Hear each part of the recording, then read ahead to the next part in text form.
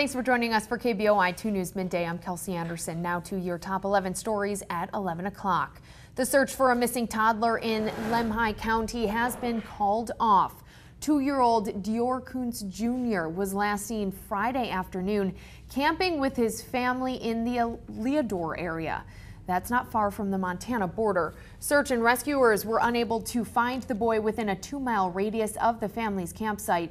Investigators are asking anyone with information to call the sheriff's office. It's unclear whether the search will continue later. And power has been restored to thousands in the area who lost it last night. Traffic lights were tripped up near Locust Grove and Victory in Meridian and also in downtown Boise. The largest outage in South Boise left more than 3,000 people in the dark. Around 3 a.m., almost all customers had their power restored. Idaho Power still doesn't know what caused the outages.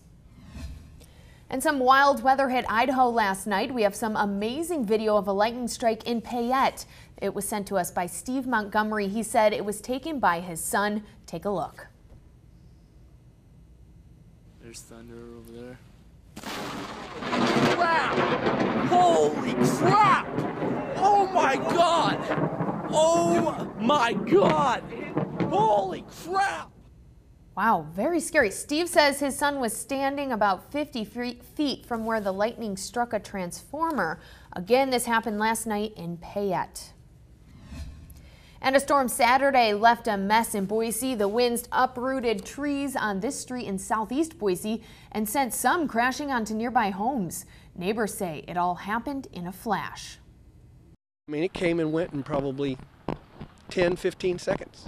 I mean, just really, really hard, and then just calm back down. Some say they thought it was a tornado, but the National Weather Service says it's not aware of any confirmed tornado sightings or touchdowns. The search is on for a missing small plane this morning. It left Montana Saturday but never reached Linden, Washington, its destination. The plane dropped off radar around 4 p.m. on Saturday near Ross Lake, a rugged region in the North Cascades in Washington. David Veach's daughter and her 2 step-grandparents are on board that flight. I had a bad feeling about it when they told me what was going on. You know, I'm like, what? You know, it's just... I really don't like the smaller planes. I've been on them before and they're scary. They don't feel safe. Volunteer pilots flew over the area the plane last made contact for about 3 hours, listening in vain for the plane's emergency locator beacon. Last night, the search was suspended when the sun went down, but started again this morning at sunrise. The preliminary hearing for the Moscow man accused of killing 3 and injuring another starts this week. The Lewiston Tribune reports a judge will determine if John Lee will face triple homicide charges. Lee is accused of murdering his adoptive mother, his landlord, and a Moscow Arby's manager back in January. He allegedly shot a Seattle resident as well. That man survived.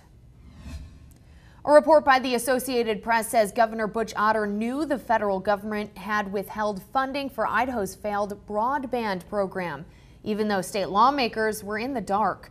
The Associated Press reports Otter knew about the funding concerns for months, but state lawmakers didn't find out until around the start of the legislative session.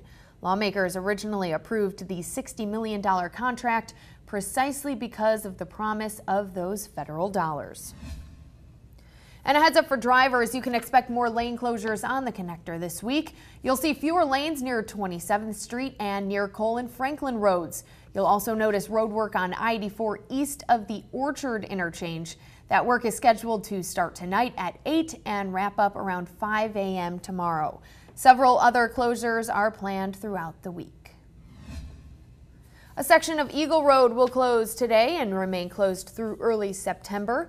If you drive on Eagle between Amity and Taconic Drive, you'll need to find another way around. Crews will be working to widen a bridge there. Wisconsin Governor Scott Walker this morning made it official. He tweeted, quote, "I'm in," meaning he's officially entered the race for the White House. On Friday, an unintentional tweet let the cat out of the bag, revealing Walker's intention to run. His campaign aides say the misfire was not their fault. And the iconic Smurf turf is now green. The blue field at Albertson Stadium will stay green all week leading up to the Basque-friendly soccer this Saturday. Athletic Bilbao and Club Tijuana will go head-to-head starting at 7 p.m. And there are still tickets left. As of this weekend, Mayor Dave Beater said around 20,000 tickets have been sold.